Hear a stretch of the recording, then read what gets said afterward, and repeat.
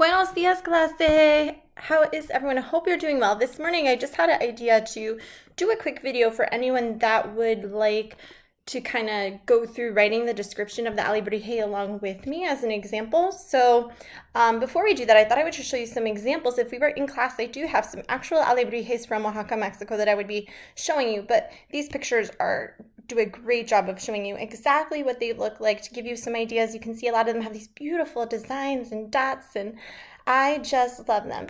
So you're going to create your own. Again, it can be a coloring page, Legos, a quick sketch even. You don't need to spend a ton of time. It's really, if you do want to spend a lot of time, great, but it's really just to give ourselves an idea so that when we come to describing where they live, what they eat, and what they do, we kind of have a vision, an image in our mind.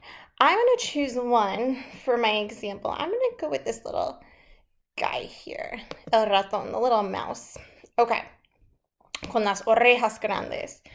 And now what I'm going to do, and what I recommend for both of you, is to kind of have your animal vocabulary list handy. Again, if you want to pause this video and create your alebrije or draw your alebrije, and then come back to it when you're ready to write so that you can write along with me, you are welcome to do so. So I'm going to do my best. Here we go. To kind of keep all three things open at once so that I can see my raton and also so that I can see my vocabulary list at the same time. I got them so my two documents are side by side, and now I'm going to start describing. I have my picture of my little raton handy, and you will have your creature handy as well. It was hard to fit all three on the screen. So, número uno, ¿cómo se llama tu alebrije? I'm going to name mine because he's a raton.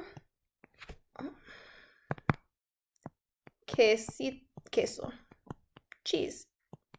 Pardon my handwriting with this pen. Queso.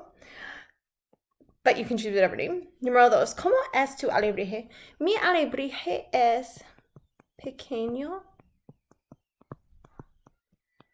y lindo.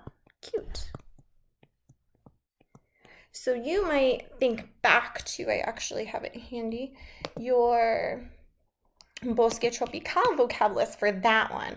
Ruidoso, feroz, feo, peludo, pequeño, grande. Think about those words that you may use to describe your alebrije. Número tres, ¿dónde vive tu alebrije?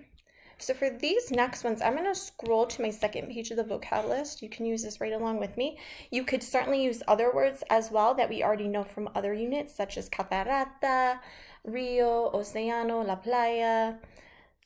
Muchas posibilidades. Mi alebrije vive en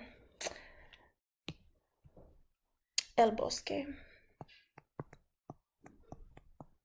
I'm going to go with El Bosque. I think he looks like that's where he would live. So again, that's why we have our picture. So we can kind of really think about it. Número cuatro. ¿Qué clima prefiere tu alebrije? So aquí están posibilidades diferentes. ¿Prefiere un clima caliente? It's mi opinión. These are all my opinions. You may have looked at my animal and thought something else about him.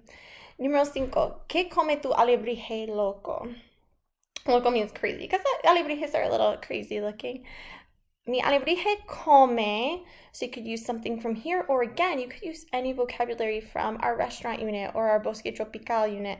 Hojas, flores, mariposas, abejas, arañas, spiders. I'm going to say mi alebrije come. I'm going to go with one of these vocabulary words, and I'm going to say los granos.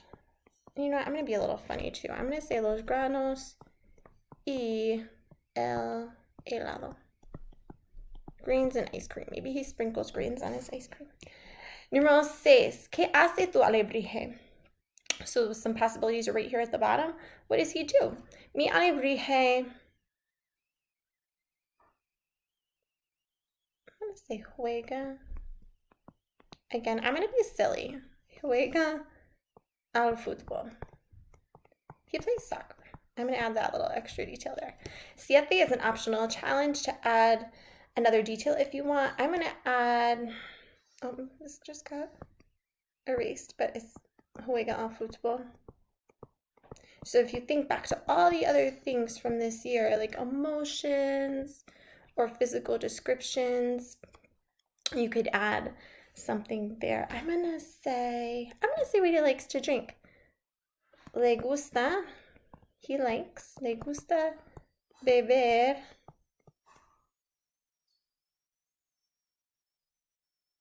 la limonada.